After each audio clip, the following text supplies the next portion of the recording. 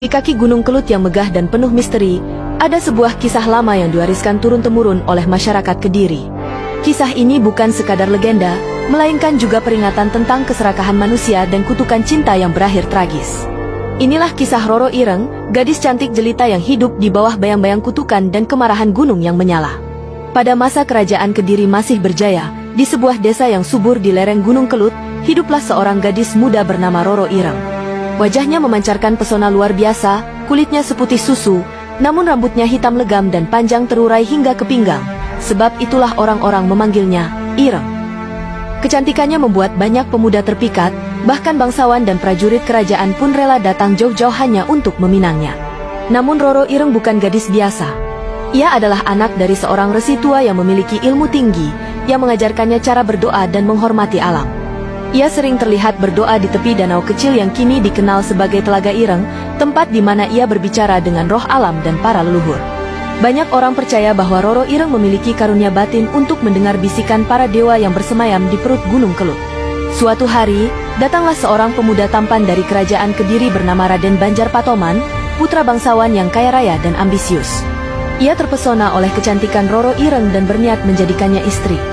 Namun gadis itu menolak dengan halus, karena ia tahu di balik senyum Raden Banjar terdapat kesombongan dan hawa nafsu.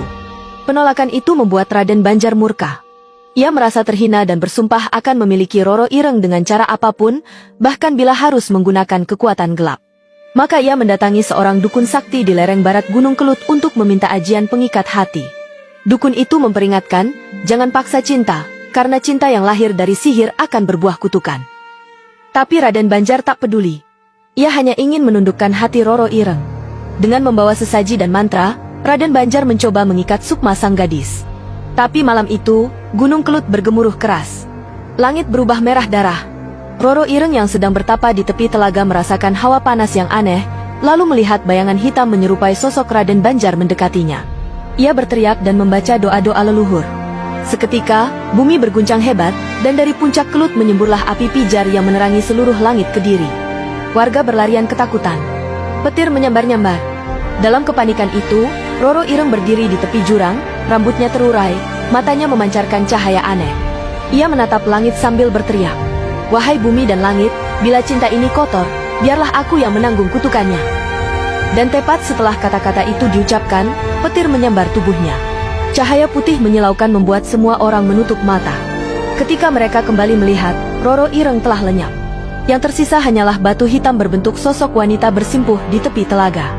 Dari tubuh batu itu menetes air jernih yang tak pernah berhenti hingga kini. Penduduk menyebutnya air mata Roro Ireng. Sejak malam itu, Gunung Kelut menjadi gunung yang paling aktif dan bergejolak di Jawa Timur. Setiap kali erupsi besar akan terjadi, masyarakat percaya roh Roro Ireng menampakkan diri dalam bentuk kabut hitam di lereng utara. Konon, ia menangis setiap kali manusia mempermainkan cinta dan merusak keseimbangan alam. Beberapa orang yang berani bermalam di kawasan itu mengaku pernah melihat bayangan wanita berambut panjang berjalan di atas air telaga. Wajahnya tak terlihat jelas, tapi dari kejauhan terdengar isak tangis lembut. Ada pula pendaki yang menemukan bunga melati segar di atas batu hitam tempat Roro Ireng dikutuk.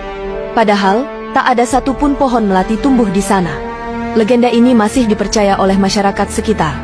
Setiap malam Jumat Kliwon, mereka menaruh sesaji sederhana, bunga, kemenyan, dan air suci di dekat telaga untuk menenangkan arwah Roro Ireng.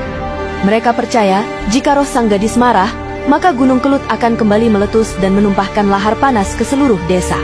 Namun, di balik kisah mistis ini, tersimpan pesan mendalam tentang cinta dan keikhlasan. Roro Ireng bukan sekadar korban kutukan, tetapi simbol pengorbanan perempuan Jawa yang menjaga kehormatan dan kemurnian hati, bahkan di hadapan maut. Ia memilih binasa daripada menyerah pada cinta palsu yang dikotori keserakahan. Sahabat Facebook Tante Yuni yang berbahagia.